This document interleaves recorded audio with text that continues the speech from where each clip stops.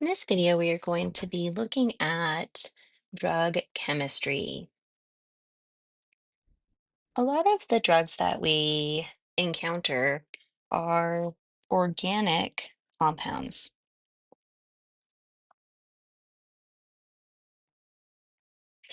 And organic compounds are made primarily of carbon and oxygen, although they can include other elements such as oxygen, nitrogen, and phosphorus. And these are going to include pharmaceutical, over-the-counter drugs as well as drugs of abuse. So these would be illegal drugs. So Vicodin is an example of an organic compound. It is also a pharmaceutical drug. Heroin is another example of an organic compound, and it is an illegal drug. These different types of drugs are going to enter our body, and they are going to be responsible for a certain type of chemistry that happens within our bodies. Now, hydrocarbons are going to be organic compounds that contain only hydrogen and carbon atoms. So that's why they are hydro for the hydrogen and carbons for the carbons. The most simple form of a hydrocarbon is an alkane.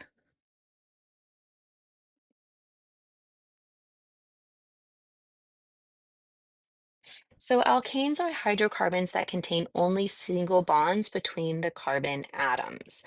So here are some examples. We have methane, CH4, and hexane, C6H14.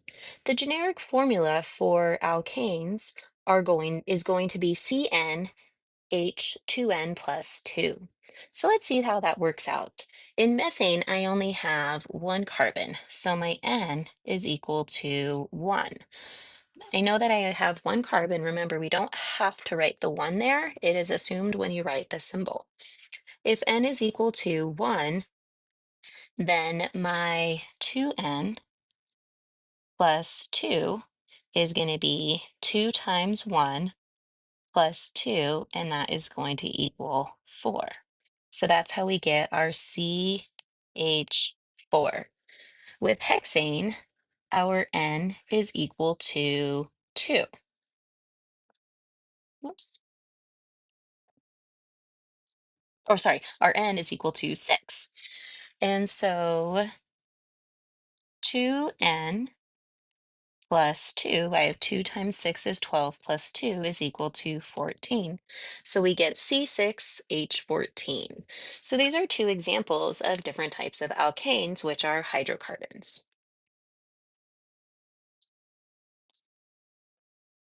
We have different ways that we can represent these hydrocarbons. Let's look at an example of butane, which contains 4 carbons. Since it has 4 carbons, I know my molecular formula has to be C4. That means N is equal to 4. 2 times 4 plus 2 is going to be 10. So my formula is going to be C4H10. The structural formula is going to show all of the different bonds in the molecule. So I have 4 carbons that are going to be bonded to each other. And then I'm going to fill in all of my other hydrogens so that each carbon has a total of 4 bonds to it. Notice by making sure that each carbon has a total of 4 bonds, I have now used all of my hydrogens, C4H10. That can take a long time to draw out. So the condensed formula is going to condense all of those bonds, and we're not going to draw the bonds. We're just going to write CH3. So that's this one right here. My next carbon has 2 hydrogens. So I'll write CH2. My next one also has 2 hydrogens, CH2, and then finally I have another CH3.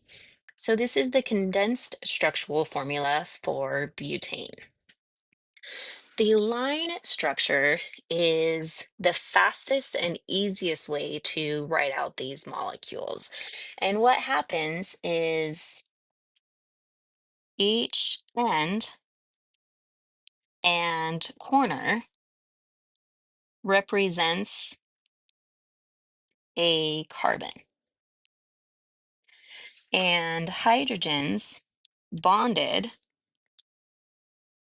to carbons are never shown.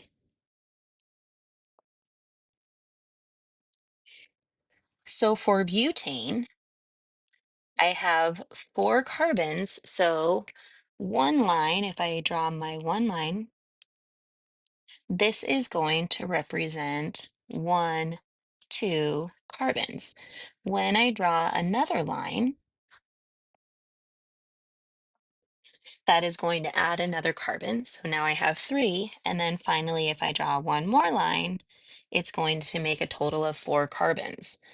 So in my line structure, I have one, two, three, four carbons, and those carbons each have hydrogens bonded to them. So this carbon right here, I've only shown one bond, so that means I have to have three hydrogens going to it. This next carbon, I show having two bonds coming off of it, so I must have two hydrogens coming off. So those hydrogens are not shown. It's a lot faster and a lot more simple to the eye if you use a line structure, because some of these molecules can get very big. If we go back to our examples of organic molecules, these are all line structures right here. Notice that these are all carbons, and I'm not showing the different hydrogens that are coming off of them.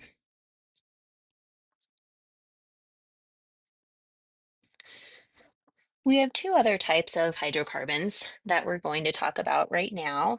They are alkenes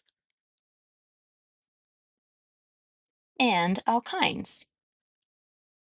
So an alkene is going to have at least one carbon-carbon double bond, while an alkyne is going to have at least one carbon-carbon triple bond. The formula for an alkene is CnH2n. So notice that we got rid of two hydrogens and we've replaced it with a double bond. An alkyne is going to have the generic formula CnH2n minus 2.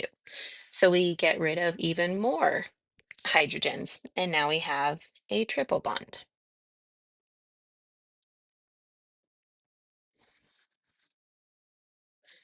Isomers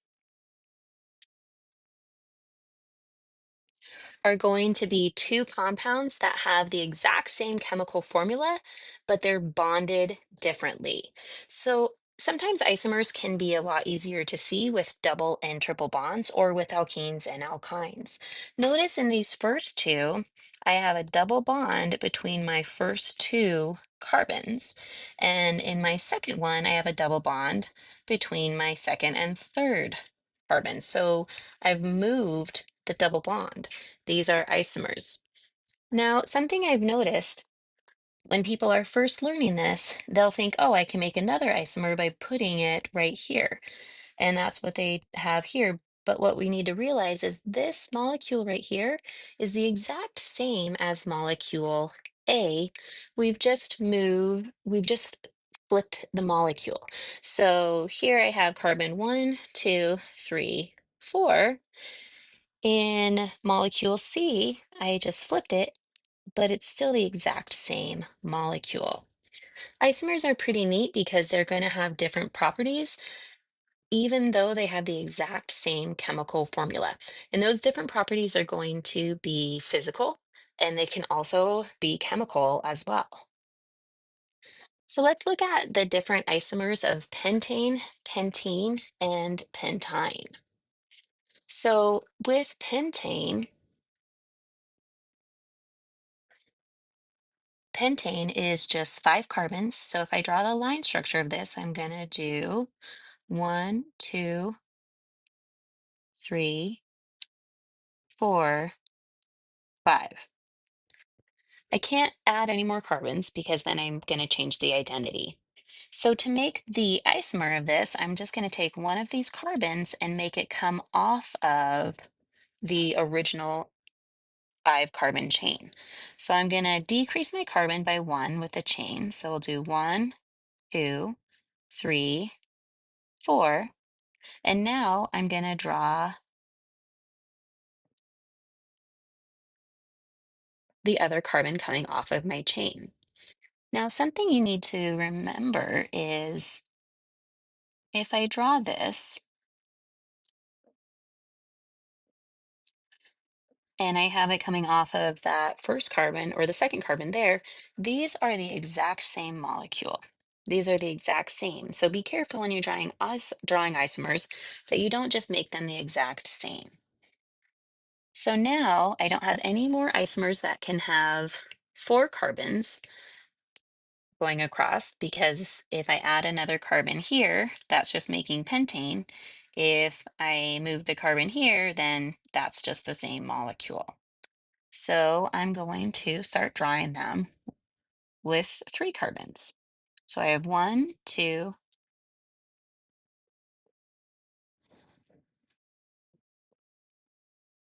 three.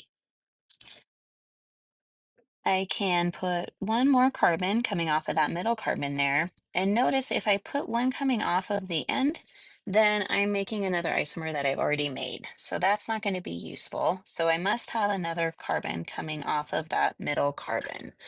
So these are the three isomers of pentane. Now with pentene, again, we're going to have five carbons,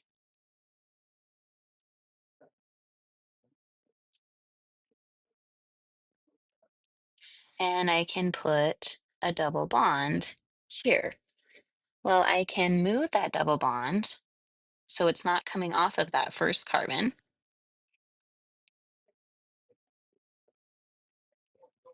I can move it so it goes here. And we can keep moving our double bond until we get molecules that are going to start repeating themselves. I can also start moving my carbons around here.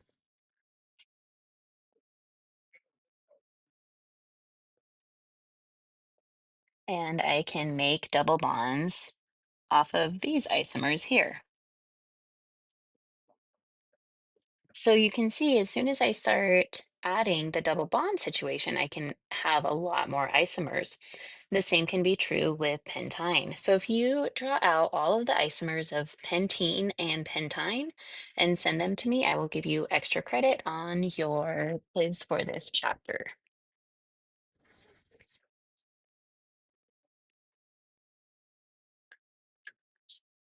Another type of hydrocarbon is cycloalkanes. So cycloalkanes are going to be hydrocarbons that the carbon atoms make a ring. These are all examples of cycloalkanes. Notice they don't have an open chain. These are all closed and they form rings. They're going to have the formula to CnH2n.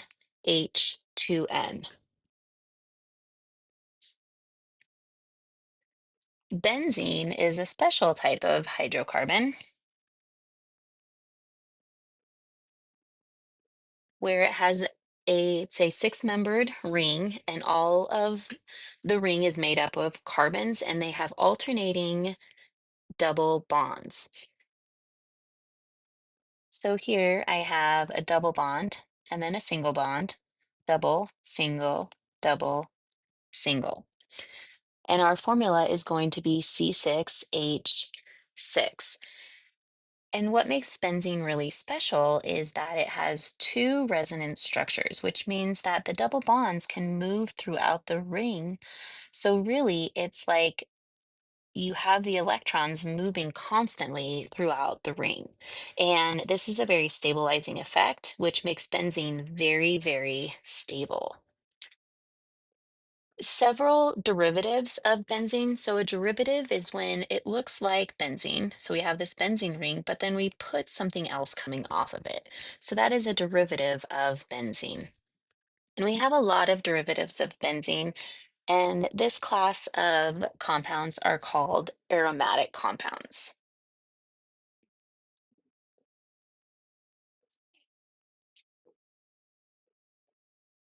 Aromatic compounds. Whenever you see in a chemical formula or a molecule this ring here, you know that you have benzene rings. So if we go back to our very first slide where we looked at Vicodin and heroin, I can see I have a benzene ring here and a benzene ring here. These are not benzene rings because they don't have those alternating double bonds. This is not a benzene ring because I only have one double bond. So I only have one benzene ring in heroin and one benzene ring in Vicodin.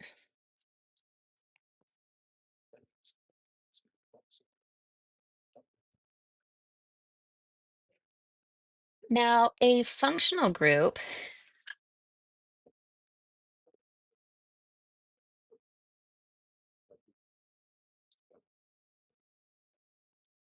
is an atom or a group of atoms within an organic compound that's going to change the physical and chemical properties of that compound. And if you have a compound where you have an oxygen bonded to two carbons, that is called an ether.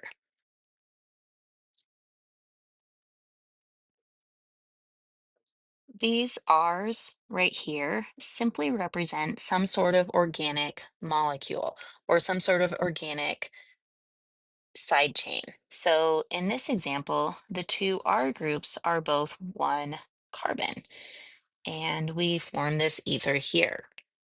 If you have a C double bond O, which is called a carbonyl group, and it's surrounded by these two R groups, and generally those R groups are going to be hydrocarbons for this class. Now we have what are called ketones. So this is a ketone. If you throw an oxygen between one of the carbons and the R groups, we are going to have an ester. So these are three different functional groups. We have an ether, a ketone, and an ester, and they're all going to have different physical and chemical properties. Amines are very common organic functional groups.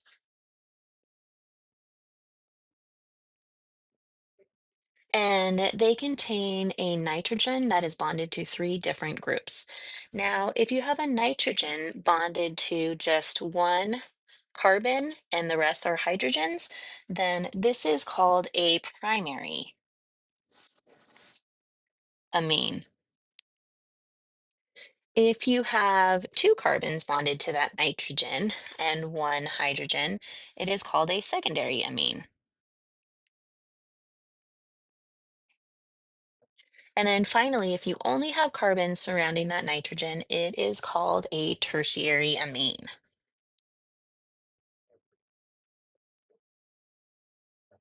So here are some examples of amines. I can see my CH2 group right here. This nitrogen is bonded to only one carbon and it has two hydrogens, so this is a primary amine. This is MDA, which is an ingredient in ecstasy. In my next example, I have a nitrogen bonded to two carbons, and there's only one hydrogen coming off of it. So this here is a secondary amine. This is an example of an organic molecule that has an amine in it, and it is a secondary amine. This particular molecule is MDMA, which is also an ingredient in ecstasy. Finally, in my last example here, I have another amine. I know that because I see this nitrogen, but notice I have it bonded to three different carbons. There's no hydrogen written here. So this is going to be a tertiary amine, and this molecule is cocaine. Now, something you need to realize with amines is amines are basic. They are organic, basic compounds.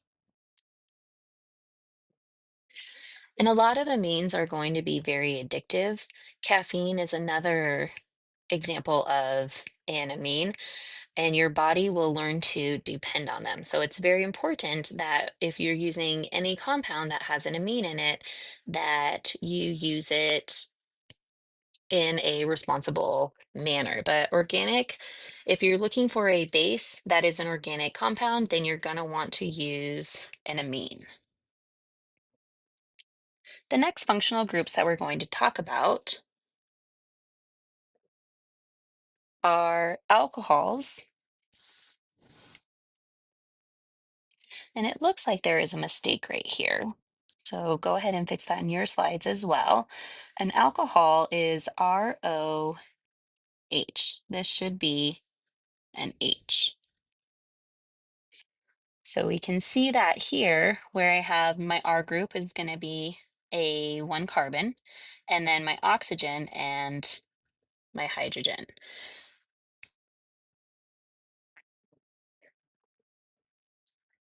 The next functional group is an aldehyde. And then finally, we have a carboxylic acid. And a carboxylic acid is a it is an organic compound that is an acid. So amines are organic bases, carboxylic acids are organic acids.